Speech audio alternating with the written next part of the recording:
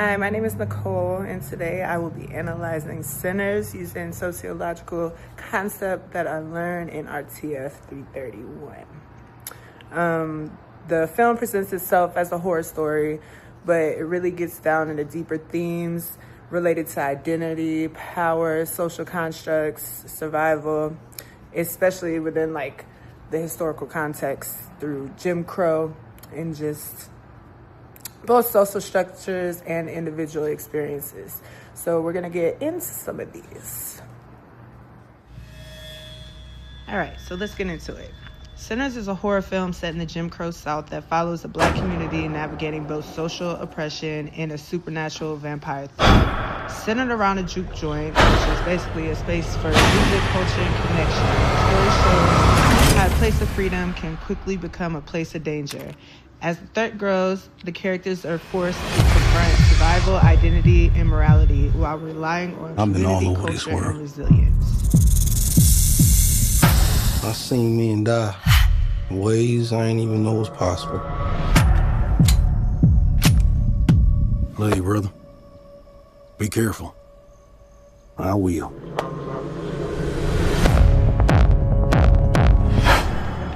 With all the things that I've seen,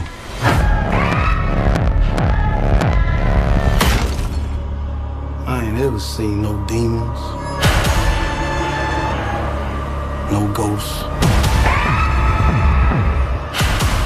no magic. Till now. Hey, get back inside.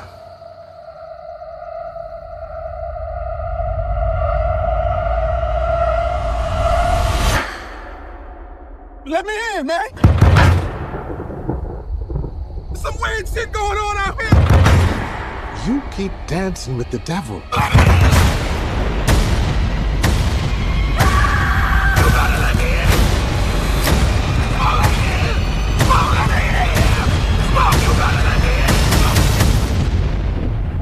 One day he's gonna follow you home.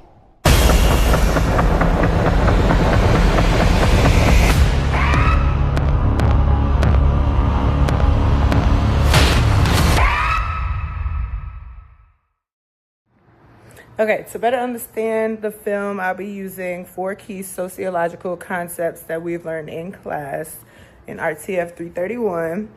And those 4 is going to be anomie, deviance, functionalism, and alienation. These concepts help explain how people behave when society kind of breaks down and how they react in the midst of chaos, and how they respond to crisis, like, of course, this being a vampire intrusion or whatever you want to call it. It also depicts how communities, how they're structured and how that might sometimes can break down and how that affects basically the world around them and what that looks like. Okay, so for anomie, the first concept. That's when basically the breakdown of social norms and structure occurs. In Sinners, this breakdown happens when, of course, the vampires come. And then everything they thought they knew just goes straight out the window. The world becomes unstable and the usual systems and safety no longer apply.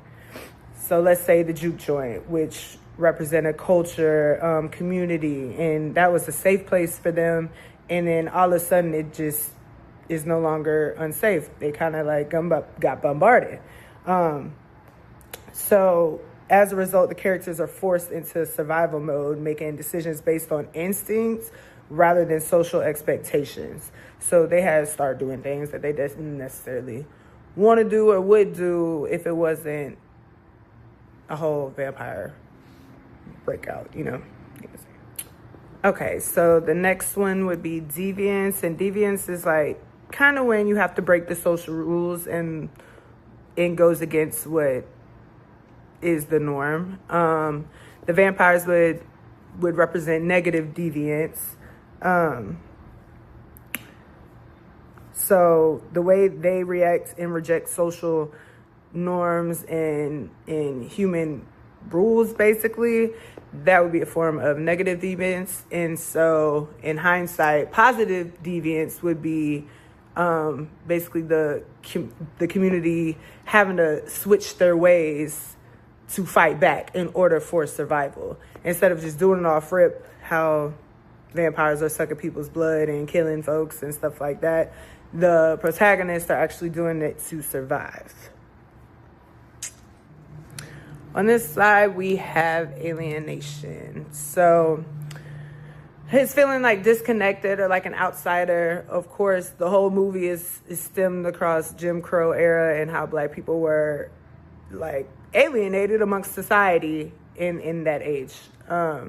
Also, the vampires would be considered outsiders. They're not allowed. They're not welcomed, like in the movie. And also, I will say the twins also can represent alienation.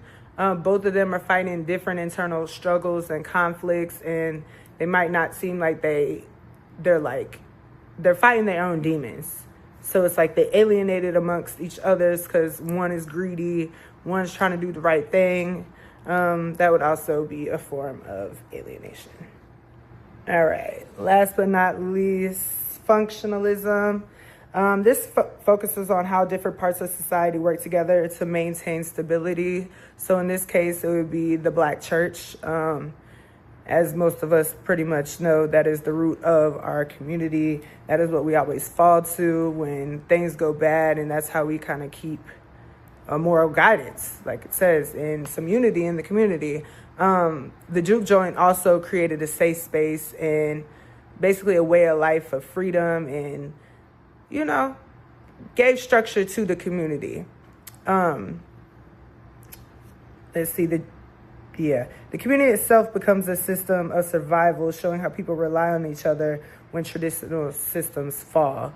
So just that close-knit, that would be the basis of functionalism in the church, in the juke joint, and them forming together to fight back these vampires and these demons, you know? Yeah, so that's it on functionalism.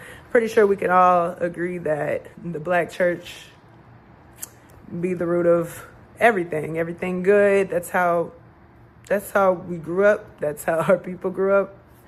Is all I can imagine, not even just in our religion, but any other religion around the world.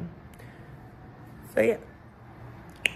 So in conclusion, Sinners uses horror to basically explore deeper social issues related to identity and power and survival. And through these concepts, the film really shows how people respond to chaos, or whether it be oppression and crisis. I don't think it's just a horror film. It's a reflection of like society and human experience, and how some things may fall apart in the brink of an instance, and you might have to do things you might not have to do. And sometimes you might feel left out, or sometimes society will teach you otherwise. Coogler did an amazing job with this film. I could probably write a paper in all of my classes in total, all stemming towards something in this media. Like, it's honestly amazing. If you haven't seen it, definitely go check it out. And for the next couple slides, you can kind of see I get a little bit more in depth to it, to show you some of the signals, the signifiers, metaphors used, all that good stuff. But thank you for my TED Talk. This is my presentation.